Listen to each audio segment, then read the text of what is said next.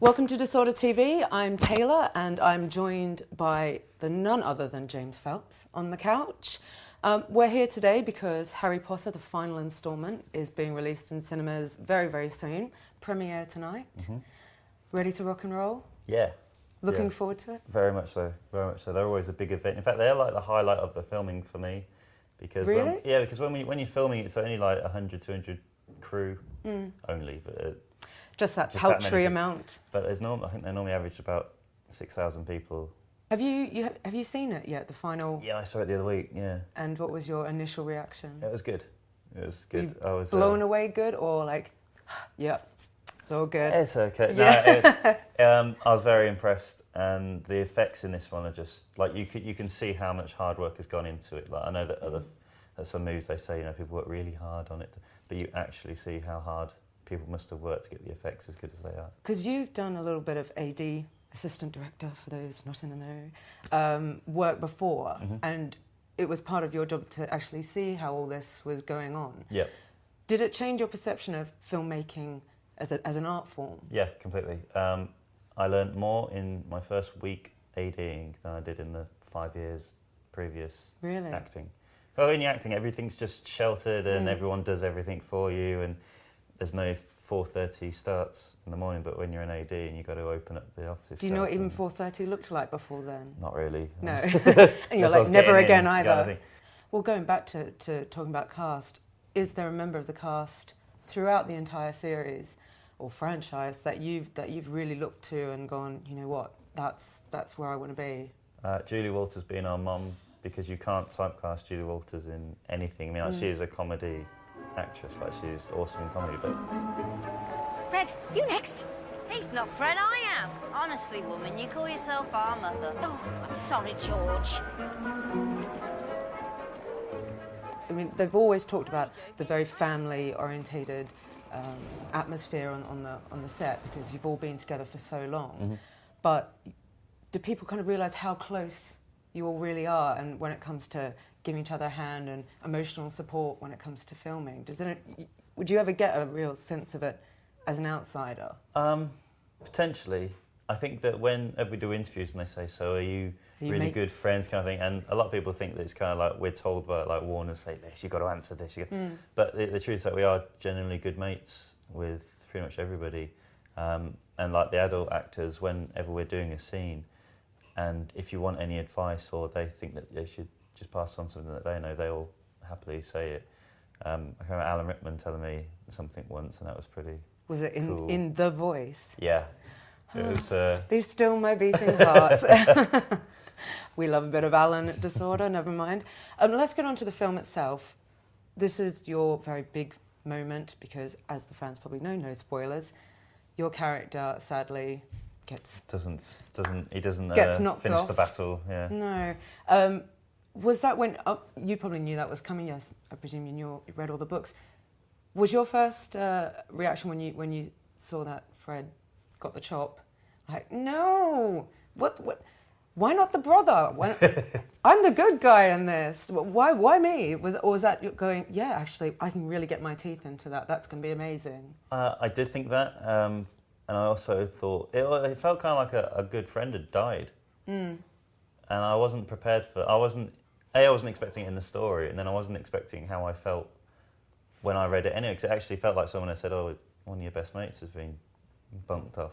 Was that a heart clench or a tear moment? Heart clench. I remember it now, I was on a bullet train in Japan, and the ticket inspector had just come round and asked for my ticket, and I just read that in the book. And I can't speak Japanese too good, and he couldn't speak English at all.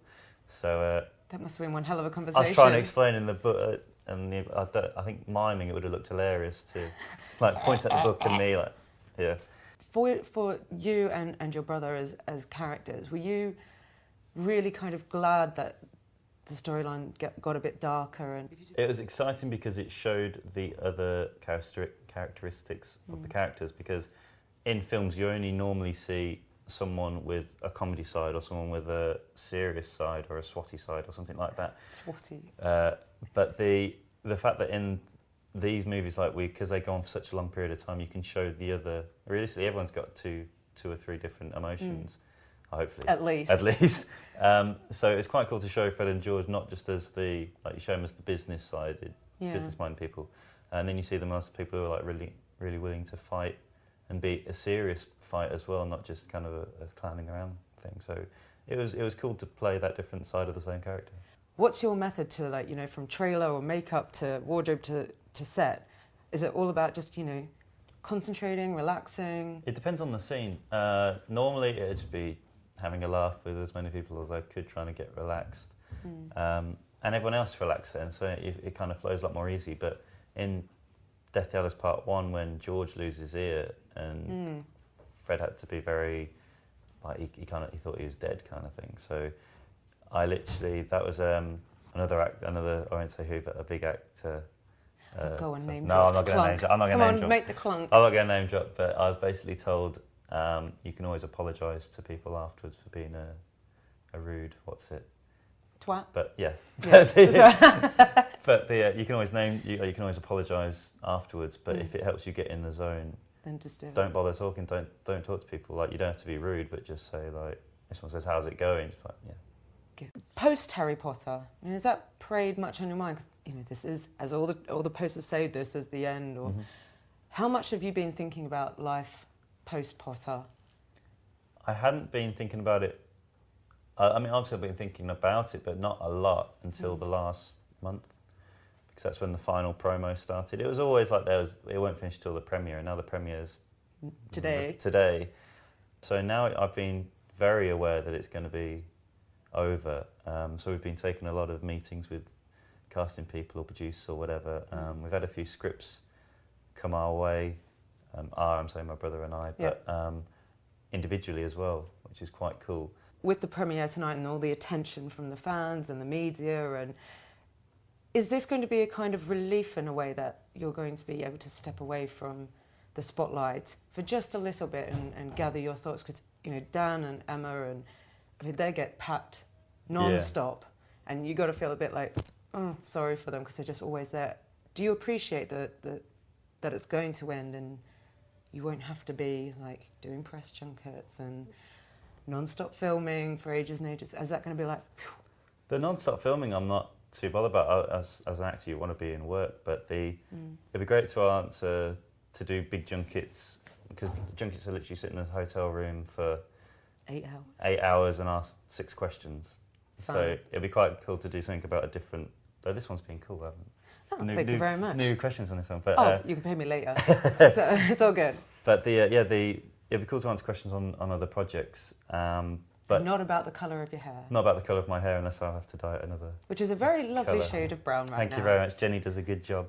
Excellent. But I guess we're really good. We really hang out with Rupert a lot. We're really close mates, and I don't know how he deals with it. Literally, I mean, Oliver and I are able to go to bars or whatever, and we kind of duck under the radar a lot of the times, and if not, then we get drinks bought for us, which is quite cool. Sweet, I'm coming out with you guys. We play good guys, so everyone wants to kind of have a... And we pat kind you of on the back and buy you a like beer. With the Jokers kind of thing, so everyone have a pint with us, which is quite cool. But I don't know how Rupert deals with it, because he will literally stand and have a photo with everyone who asks for him. And I mean, we do as well, but I don't know how that doesn't get annoying after a while. But he really handles it really well. Well, thank you very much for chatting with us. Congratulations on the long, hard road coming to an end. And I'm actually quite excited to see this film. Cool, thanks very much. Enjoy. I can live forever.